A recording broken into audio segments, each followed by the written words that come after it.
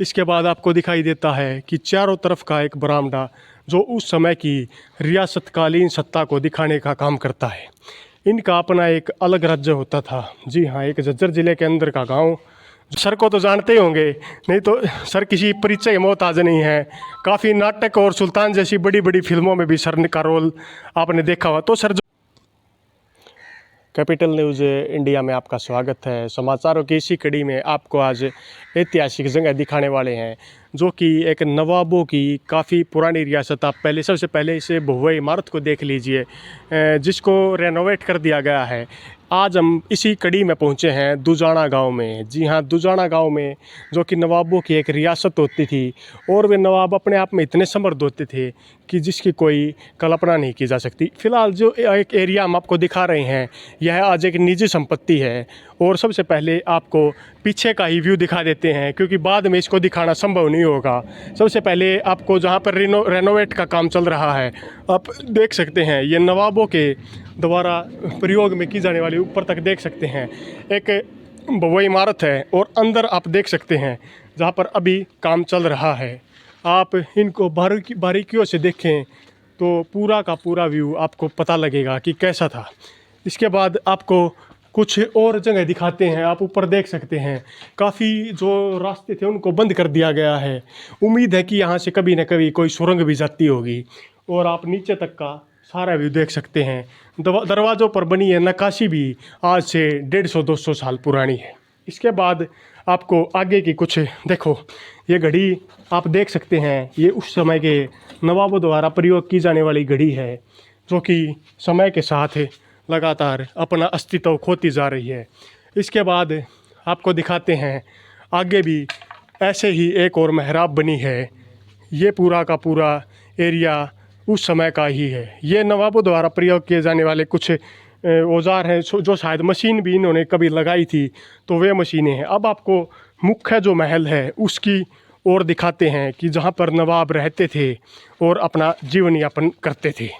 अब हम आपको दिखाते हैं महल का वो नज़ारा। आप ऊपर से देखें, बिल्कुल बारीक नक्काशी की गई है, और ये नक्काशी मुग़ल कालीन और राजपूताना शैली पर आधारित है। अब आपको मुख्य द्वार दिखाते हैं।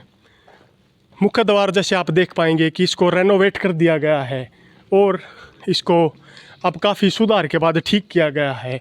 अब आप आगे की तरफ जैसे आते हैं तो आपको पता लगता है कि सबसे पहले आप यहाँ पर देखें, ये गेट देखें, कितने बड़े बड़े गेट हैं, जो कि एक स्पोर्ट के सहारे टिके हुए हैं।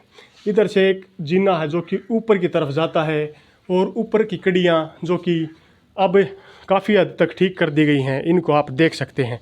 अब चारों तरफ का व्यू आप देखिए। इसके बाद आपको दिखाई देता है कि चारों तरफ का एक बरामदा जो उस समय की रियासतकालीन सत्ता को दिखाने का काम करता है। इनका अपना एक अलग राज्य होता था। जी हाँ, एक झज्जर ज़िले के अंदर का गांव, जो इनका अपना एक अलग राज्य होता था। अब सबसे पहले यहाँ पर आप देखें कि ये उसी समय की चीज़ें हैं। इनको अब बस ठीक करने का काम किया गया है। इसके बाद सबसे पहले आप ऊपर से पूरा का पूरा नज़ारा देख सकते हैं कि किस प्रकार पूरी इस कोठी को ठीक करने और रेनोवेट करने के बाद उसका वही सुंदर रूप दोबारा से दिखाने का काम किया गया है। अब आपको अंदर का एक नज़ारा दिखाते हैं, जो आपने शायद कभी पहले न देखा हो। आप देख सकते हैं कि यहाँ पर पूरा बड़ा एक हॉल टाइप कमरा है। ऊपर आप देख सकते हैं कि किस प्रकार की कड़ियाँ उस समय प्रयोग में ली जाती थी, और पीछे दरवाजे जो आप देख सकते हैं, और इसके साथ ही इन दरवाज़ों पर बनी महीन नक्काशियों को भी आप देख सकते हैं। और सर से बात करते हैं, पूछते हैं कि सर ये कब से ये जो फर्नीचर रखा है। पहले से नमस्कार सर। नमस्कार जी। आप सर को तो जानते ही होंगे, नहीं तो सर किसी परिचय की मोहताज नहीं है। काफ़ी नाटक और सुल्तान जैसी बड़ी बड़ी फिल्मों में भी सर का रोल आपने देखा हुआ। तो सर जो फर्नीचर है, ये कितना पुराना होगा सर यहाँ पे? ये फर्नीचर लगभग 50 साल पुराना है। और क्योंकि ये यहाँ पर पूरा बसेबा था, हमारे अंकल जी हरीश अरोड़ा जी, लाला जी आलोकनाथ जी अरोड़ा, तो ये पूरे परिवार के साथ एक संपन्न परिवार रहा है दुजाना का। और ये हवेली जैसे पार्टीशन के दौरान यहाँ पर आए, तो ये हवेली इनके अंडर रही, तो यहाँ पर पूरा परिवार रहता था। अब 1987 से ये लोग यूएसए और दिल्ली में सेट हैं सभी लोग। तो इनका पुराना फर्नीचर ये कुछ नहीं उठा के ले गए थे, तो इतने साल संभाल ना करने की वजह से यहाँ पर काफ़ी बुरा हाल हो चुका था, तब इसको रेनोवेट कराया है। तो सर जैसे हमारे दर्शक जो आपको देख रहे हैं ये सोच रहे होंगे कि सर आप यहाँ पर क्या कर रहे हैं यानी मैं दुजाना गांव से हूँ और हरीश अरोड़ा जी हमारे अंकल जी हैं। तो ये मैं केयर टेकर हूँ, मतलब यहाँ पर जो भी है सारा सिस्टम, यहाँ पर शूटिंग के लिए पहले बहुत सारे गाने कब्जा और खाट, जैसे अजय हुड्डा का जो गाना था खाट, वो भी यहाँ पर शूट हुआ। गगन हरियाणवी का कब्जा, जप नाम भोले का, सुमित काजला का वो गाना भी यहीं शूट हुआ है। और पता नहीं कुलदीप राठी जी के बहुत सारे गीत, हर्ष गहलोत के यहाँ पर शूट हुए हैं। तो ये पहले थोड़ा सा कबाड़ हो रखा था, तो अब इसको मैंने अंकल जी को वहाँ यूएस से थे तो उनको फ़ोन किया कि हरियाणा में कल्चर डेवलप हो रहा है, यहाँ का मीडिया जो है एक हाइट पकड़ रहा है, तो आप इसको रेवनेट कराओ। और एक बिजनेस पर्पज़ नहीं बल्कि क्या है कि बड़े बड़े फार्म हाउसेज में जाते हैं हमारे गाने शूट करने के लिए, वहाँ पर 15-20 हज़ार पे हमने एक छोटा सा नॉर्मल अमाउंट रखा है। तो आने वाली 20 मार्च 2022 को हम विधिवत इसका मुहूर्त करेंगे और फिर उसके बाद यहाँ पर जो भी लोग आते हैं, अभी लोकेशन वगैरह के लिए अभी हमारे पास ये फ्रेम रेडी हो चुके हैं, कुछ और लोकेशन रेडी हो रही हैं, तो हम इस तरीके से शूटिंग पर्पज़ के लिए भी रहेगा और मैरिज प्लेस भी, और गेट टुगेदर कोई पार्टी है 500-400 लोगों का यहाँ पर प्रोग्राम भी हो सकता है। धन्यवाद सर। जैसे आपने सुना कि बिल्कुल आपको अगर कोई शूट करना है तो आपको कहीं बाहर जाने की ज़रूरत नहीं, आप दुजाना गांव में आ सकते हैं और आने वाली 20 तारीख को यहाँ पर शुभ मुहूर्त है, उसमें आप आ सकते हैं और उसके बाद यहाँ पर शूटिंग के लिए यह दरवाजे खोल दिए जाएंगे। तो आप सभी से अनुरोध है कि अगर कोई गाना या कोई नया कलाकार बनना चाहता है और 20-25-30 हज़ार रुपये लगाकर कहीं दूर जाता है, उसको दूर जाने की ज़रूरत नहीं। 20 तारीख के को एक नॉर्मल सी साधारण सी अमाउंट जो कि खाली रिनोवेशन के खर्चे बचाने के लिए ली गई है, उसके बाद आप यहाँ पर आकर अपना गाना शूट कर सकते हैं। अब एक बार आप चारों तरफ का व्यू ले लीजिए, आपको पता लगेगा कि ये कितना भव्य इमारत है और ऊपर से आपको ऊपर का भी नज़ारा दिखाने की पूरी कोशिश करते हैं। आइए इसके जीने की तरफ, ऊपर की तरफ बढ़ते हैं, ऊपर से की तरफ बढ़ते हैं और देखते हैं कि ऊपर से इसका कैसा नज़ारा हम देख पाएंगे।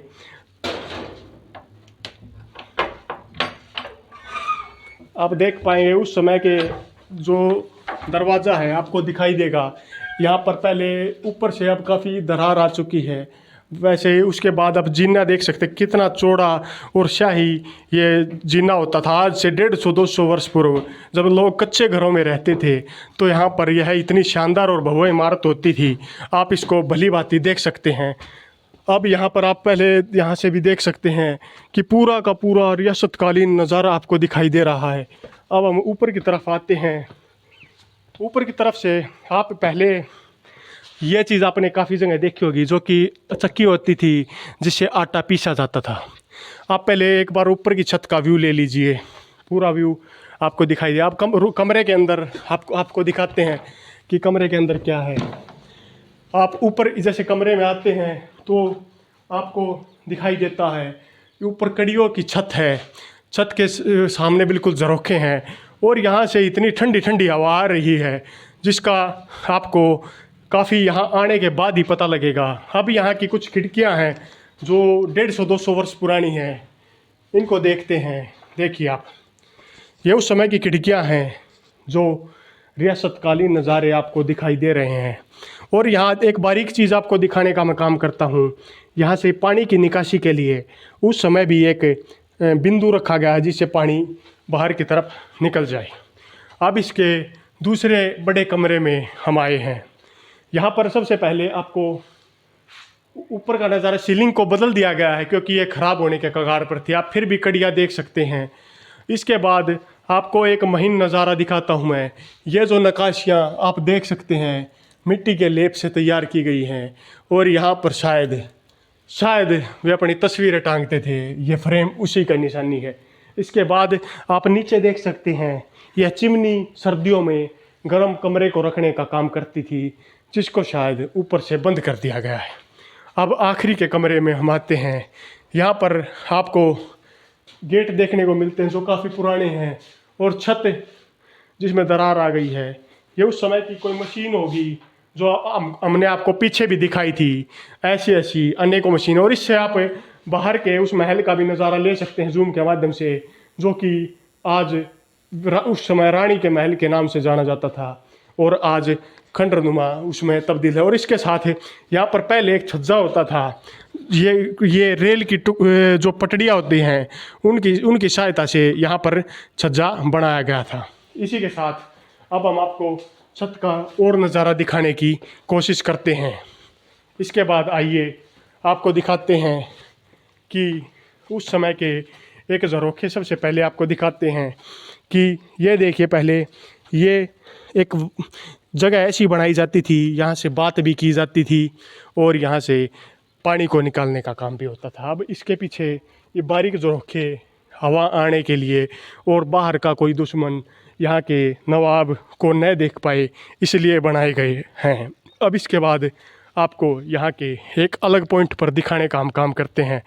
यहाँ से दिखाते हैं आपको, पहले ये नहाने का स्नानघर है जो कि उस समय प्रयोग में लाया जाता था, और इस साइड भी एक ऐसा ही स्नानघर है और शायद जो टॉयलेट होगा उसको अब समय की उसके साथ वो ख़राब हो गया होगा। और एक महीन चीज़ और आपको दिखाने का काम करता हूँ, यहाँ पर पर्दे बांध दिए जाते थे ताकि इसको अच्छी तरह से कवरिंग किया जाए। इसी के साथ आप पीछे की ओर वो लाल मस्जिद भी देख सकते हैं जो जूम के माध्यम से आपको दिखाई दे रही है। और एक बार यहाँ से नीचे के नज़ारे भी आप साथ साथ में देख सकते हैं। यह बहु नज़ारा काफ़ी अच्छा और आपको देखने को मिलता है। इसी के साथ आप लोग इस महल का पार्ट 1 देख पाए। हम कोशिश करेंगे आपको बाकी के हिस्से भी यहाँ के दिखाने की पूरी कोशिश करें। इसी के साथ आप लोगों से विदा लेते हैं। जय हिंद, जय भारत।